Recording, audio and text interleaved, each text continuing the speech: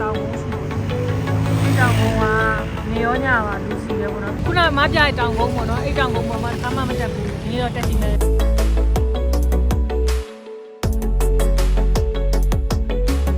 ဒါလေးအကုန်လုံးပေါင်းမှာကျုပ်တစ်လုံးရယ် sausage တစ်ခုရယ် pizza ရယ်အခုဒါလည်းမှလူစီသုံးနေရာကိုသွားပါမယ်အဲ့နေရာလေးကတော့ဘယ်ချိန်မစိုးပေါ့နော်လူရမ်းစီပြီးတော့ DVD လောက်တဲ့လူလည်းအများကြီးရှိတယ်အဲ့နေရာလေးကမတို့အိမ်နဲ့ဆိုလို့ရှိရင်12မိနစ်လောက်ဝေးတယ်ပေါ့နော်အဲ့တော့မတို့ဒီဆိုင်ကလေးစီးပြီးတော့သွားပါမယ်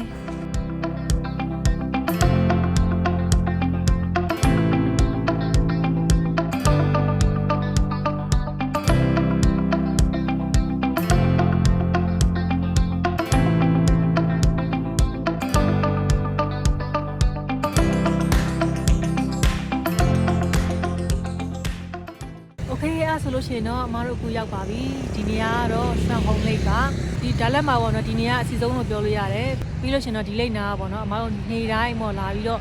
လမ်းလျှောက်နေတဲ့နေရာပေါ့နော်ပြီးရင်ဒီနေရာလေးမှာအမားတို့ဓာတ်ပွဲလာကြားရတဲ့လူတွေလည်းအများကြီးရှိတယ်ဒီနေရာလေးကညညဘက်ကျရင်လှတယ်ပေါ့နော်တနေ့လုံးလည်းလှတယ်ဆိုတော့ဓာတ်ပုံရလေးလည်းရမ်းကောင်းပါတယ်ဒီလိတ်ကအကျယ်ကြီးပဲအမားတို့ဒီနေ့တော့ပေါ့နော်ဒီလိတ်တစ်ပတ်လုံးပတ်ပါမယ်ပေါ့နော်ဟို9နာရီလောက်ရှိပြီတမ်မီစားတော့ဒီမှာအများနဲ့ဆက်ရှိသဘောပေါ့နော်အဲ့တော့အမတို့ပြင်ထားလို့ရှိရင်အခုလမ်းလျှောက်လာတာပေါ့ဒီဒိတ်နာကိုပြင်ထားလို့ရှိရင်ဒီလိုမျိုးပေါ့ဝက်လာရတယ်ဒါမှမဟုတ်လို့ရှိရင်ရမ်းအေးရပေါ့နော်ဒါပေမဲ့ဆိုးဆိုးဆိုးဆိုးကြီးအများကြီးပဲရှိတယ်ဘာမှမလုပ်သေးဘူးလေးနဲ့ဒီမှာမတင်ကြပဲကိုရီးယားတော့လုံးဝ double triple နဲ့အောက်မှာ3ပါလောက်ပါတယ်ပေါ့နော်အဲ့တော့ဒီမှာတော့နည်းနည်းဒီလိုပဲအေးရတယ်လို့ပြောတယ်ပေါ့နော်အဲ့တော့အေးတဲ့ခန္ဓာကတော့ဘာလို့ဝေးပါလဲ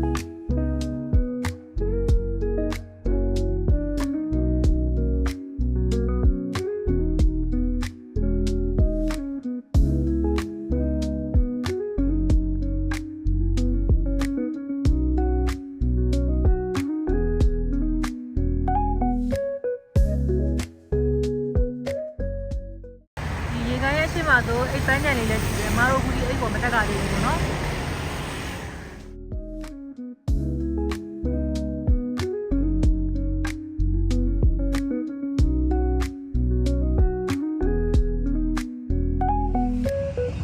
ီနေ့ပဲဆိုလို့ရှိရင်ခုံတန်းလေးမှာအဲ့လိုထိုင်နေတဲ့လူတွေနဲ့ပေါ့နော်လက်ချက်တဲ့လူတွေနဲ့စုံစည်းနေရတော့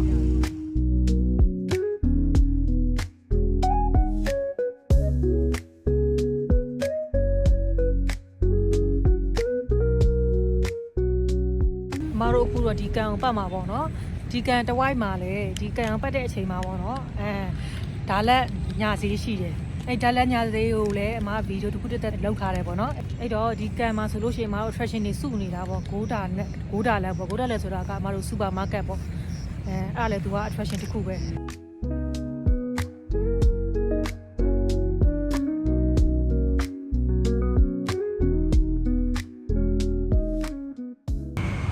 မာဟိုမှာတောင်ကုန်းစီပေါ့ဒီတောင်ကုန်းက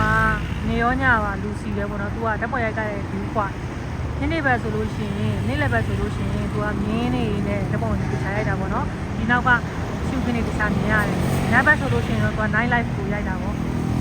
ခုနမပြတဲ့တောင်ကုန်းပေါ့နော်အဲ့တောင်ကုန်းပေါ်မှာတစ်ခါမှမတက်ဘူးဒီနေ့တော့တက်ချင်မယ်ဘာသာ view လာလို့ဓာတ်ပေါ်ရိုက်နေကြတယ်ပေါ့နော်သူကတောင်ကုန်းပေါ်တက်ဖို့တော့ proper land ရယ်လို့မရှိဘူးဒီလိုပဲတော်လန်လေးပုံစံမျိုးလေးပဲဟိုဘက်ချက်မှလည်းမလမ်းကြီးတော့မတွေ့မိဘူးရဲ့ဒီမှာလေးဒီလိုဟာလေးအဲ့အချင်းညာတက်ကလည်းမကြည့်ရတာကြည့်သူ့ရဲ့လမ်း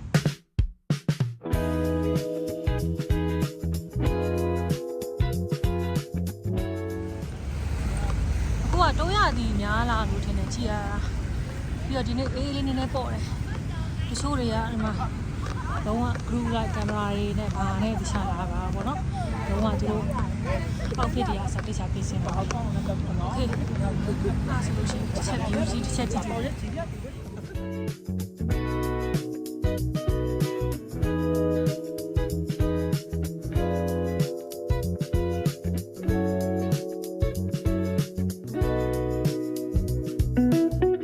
မပဲမဲရက်တက်လို့လားမသိဘူးလို့ပဲအငယ်ချာချာလှအောင်ရိုက်တဲ့ဟာလေးတွေမတွေ့ဘူးပေါ့နော်လှအောင်ရိုက်မရိုက်တတ်ဘူးပေါ့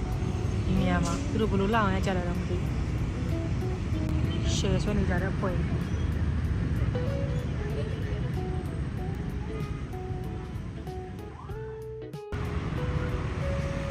ဲ့ဆိုတော့မတို့အောက်ပြန်ဆင်းပါမယ်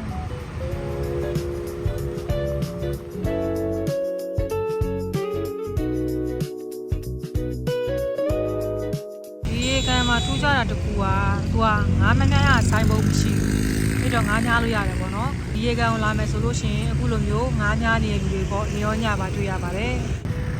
အဲ့ဒါသူတို့ကမိုးရွာနေဘူးများတယ်ပေါ့နော်ထဲမှာငါးတွေကလည်းအများကြီးပဲနှစ်ခုပေါက်ကလေးတွေတွေ့တယ်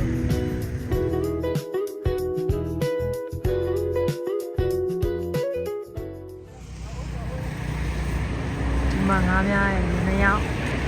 ဟိုးမှာတစ်ယောက်ဒီကလူတွေတော်တော်ငါးများတာဝါသနာပါဟာငါးများနေ900နေ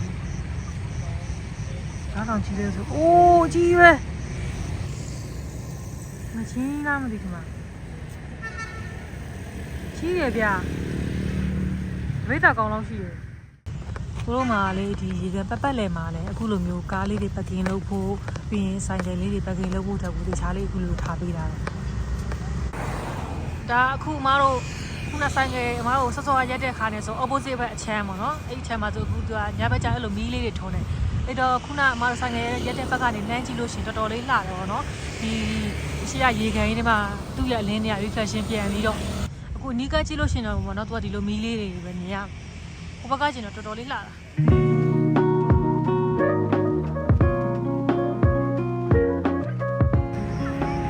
အမတို့အခုရှောက်လာတာတဝက်ကျော်ပြီပေါ့နော်ဖိုးမှာအဲ့ဒါပါလေထင်းရှူးသီးပုံစံနဲ့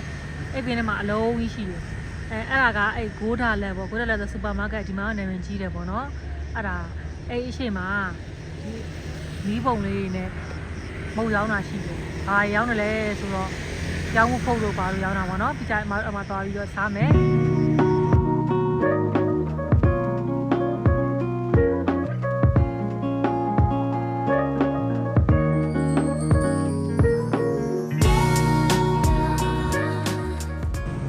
ဒီမှာနေကင်းဘက်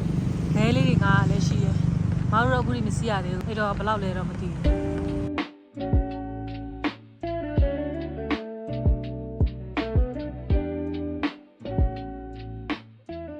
။ဒီရေကန်ရဲ့ဟိုဘက်တစ်ချက်မှာပေါ့နော်ညာဈေးရှိတယ်။အခုမှတော့ညာဈေးနားနီးလာပြီဆိုတော့အခုလိုမျိုးပေါ့ညာဈေးရဲ့ထိပ်ဝါမှာရှိတဲ့ဆိုင်လေးတွေစပြီးတွေ့ရတယ်ပေါ့နော်။ဒီဆိုင်လေးမှာမတို့ဘာရောင်းလဲဆိုတော့ညာတော့ဖျားတော့ပီဇာတွေရောင်းတယ်။ပီဇာချက်သေးသေးလေးတွေဇူးဖုံးတောင်မူဖုံးပြီးတော့ sausage ပေါ့နော်ပြီးလို့ရှိရင်တော့အကင်လေးတွေထုံချိုင်းအကင်လေးတွေရောင်းတာများတယ်ပေါ့မတို့ဒီဘက်မှာတော့ဒါလည်းညစီပေါ့နော်ခုပြင်နာမှာလော်တရီရလေးရဒါလည်းညစီဗီဒီယိုလေးကိုလည်းအမဒါပြီးလို့ရှိရင်ဒီလိုပို့ရှိပါတယ်နော်အဲ့ဒါလို့ဆိုရင်ညစီလေးကဘယ်လိုလဲဆိုတော့လည်းတစ်ချက်ကြည့်လို့ရပါတယ်ညာသိန်းသားဆိုတော့သူတို့ကပေါ့တခြားလေးရှင်းရှင်းလုပ်ပေးထားတယ်မှာနီးတိုင်းလေးတွေပါလေးတွေလှတယ်ပေါ့နော်ပြီးတော့မှပန်းလေး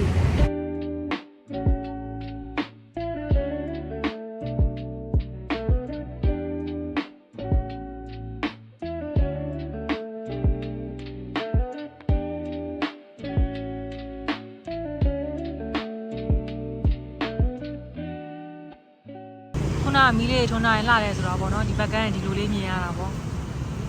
အောက်မှာ reflection လေးနဲ့သူ့ရဲ့မီးရောင်လေးနဲ့ဆိုတော်တော်လေးလှနေတာပေါ့နော်။မော်ဒီရေကန်လန်တစ်လျှောက်ကတော့လူလုံးဝမပြတ်ဘူး။လမ်းလျှောက်တဲ့လူတွေလည်းလုံးဝစေကားနေတာပေါ့နော်။အဲ့ကြားထဲမှာ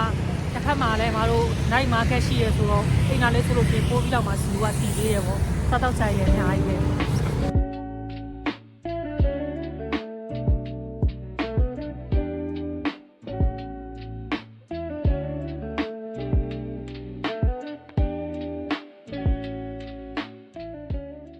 မတို့ကဂိုးဒါလက်နာရောက်လာပြီဆိုတော့ဒီမှာမီးပုံလာပြီးစပြီးတော့တွေ့ရပြီပေါ့နော်အဲ့ဒါဘာလို့ကြလဲဆိုတော့ဆိုင်လေးတွေကလေးပုံပူထားတာဆက်ရှင်တစ်မျိုးပေါ့သူတို့ဆိုင်မှာစားလို့ရှိရင်အမီးကိုလုံလို့ရတယ်ပေါ့အဲဒါမျိုးရမ်းနေသွားပြီးလုံလို့မရအောင်မစားဘဲနဲ့ဒီဆိုင်လေးလည်းညာသားပြင်ပါရောင်းတာလဲဆိုလို့ရှိရင်တော့မတို့ဒီကြောက်မှုဖုတ်တို့မှာတော့ဗာလဲထုံချိုင်းအကင်းတို့ sausage ဆိုပါတော့ပဲရောင်းတာအဲနို့တွေလည်းရတယ်ဆိုင်နေအများကြီးရှိပေမဲ့လည်းပဲသူတို့ရောင်းတာတွေအကုန်လုံးကတော့လူလူပါပဲ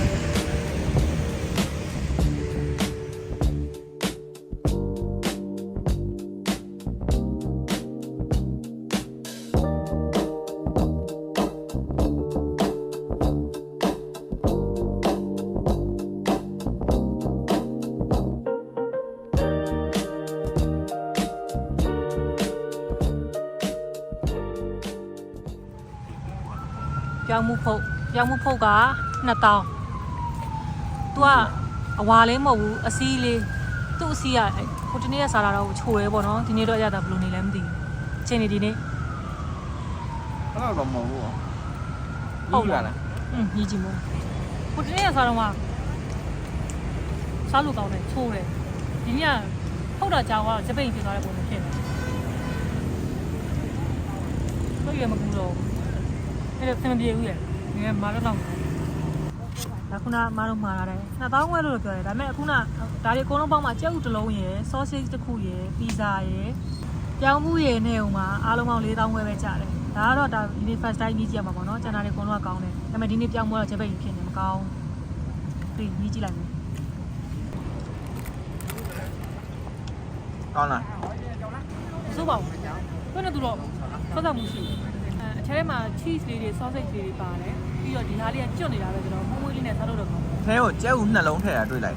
ဟုတ်လားသူကြက်ဥမွေးပလိုက်တာမဆုံးလည်းတော့ကောင်းကောင်းတယ်ရောဒါမကောင်းမှန်တို့ပုံစံကြီးရောသိရမလားလူကြီးလည်းမသိဘူးဆိုဟုတ်တယ်မဟုတ်ပဲသူစံပေကြတဲ့ပုံစံကြီးကြည့်ပြီးတော့လေကောင်းမှမလားဘူးဘလိုကြီးလဲပေါ့ဒါပေမဲ့တကယ်စားကြည့်မှုင်းနေတာပဲเนาะကျွတ်ပြီးတော့စားလို့ကောင်းတယ်ရောကောင်းတယ်တော့ကောင်းsausage ပုံမှန် sausage ကစားပြင်မှာစားတာအမားတို့ spicy ဆိုပြီးတော့မှုန့်လေးနေဒီမှာကျတော့ तू ကဒီလို sauce လေးနေပေါ့နော်ဒါပါ sauce လည်းမသိကြည့်ရတာမကြီးသီး sauce နဲ့ဗာလေကက်ချက်နဲ့စားကောင်းတယ်ဘုရားလည်းမစားတဲ့ sausage နဲ့ရတာတူတူပဲဟုတ်အဲ့လိုဟိုလေးနည်းနည်းလိုတာပေါ့အမှုန့်လေးပဲလိုမာလာမှုန့်လေးနဲ့မာလာမှုန့်လေးပဲ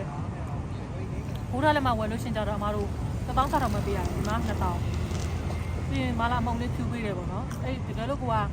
sausage စားမယ်ဆိုလို့ရှင်မာလာမှုန့်နဲ့မစားဘူးလို့ရှင်စားကြည့်တော်တော်လေးကောင်းတယ်မွေးပြီးစားကောင်းတယ်နည်းနည်းငကြီးလို့လက်သာရှိပေမဲ့လည်းအဲ့ငကြီးလေးကဆက်ဆက်မှုရတာရှိသွားတာပေါ့ဆက်ဆက်မှုရှိသွားတာပေါ့နော်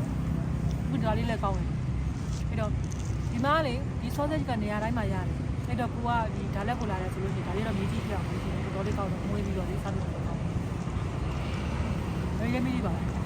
လာဆောင် sausage ကတော့ကြိုက်တယ်မလားကောင်းတယ်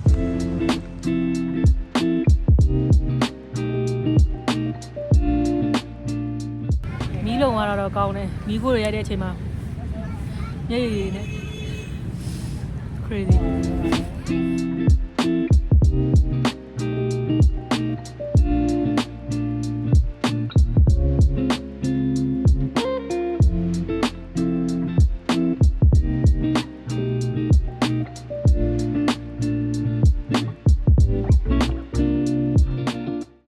စားခဲ့ရလေကတော့စားလို့ကောင်းပါတယ်ဈေးနှုန်းလေးလည်းမများဘူးယူလာလဲမယ်ဆိုလို့ရှိရင်တော့စားကြည့်ပြအောင်စားကြည့်ပေါ့နော်ဘိုးကလည်းအရှိမှဆိုတော့စားလာလွယ်ပါတယ်ဒါပေမဲ့မီးကုန်းမွန်တော့တော်တော်ဆိုးတယ်ဒီတော်ကြဒီတော့ကမီးပုံရွေးလို့ရှိရင်တခြားရွေးရမှာပေါ့နော်မီးတောက်နေတဲ့မီးပုံရွေးတော့ဆိုလို့ရှိရင်တော့မဟုတ်လို့ပဲပြည့်နေတဲ့မြက်ဖက်ပြန်လာမှာပြန်လာဆိုလမ်းလဲလျှောက်ပြီးသွားပြီစားလဲစားပြီးသွားပြီဆိုတော့မတို့အိမ်ပြန်လာတော့မယ်အားလုံးပဲအဆင်ပြေကြည့်တဲ့ကျေးဇူးတင်ပါတယ်နောက်ဗီဒီယိုလေးမှာလည်းပြန်တွေ့ပါမယ်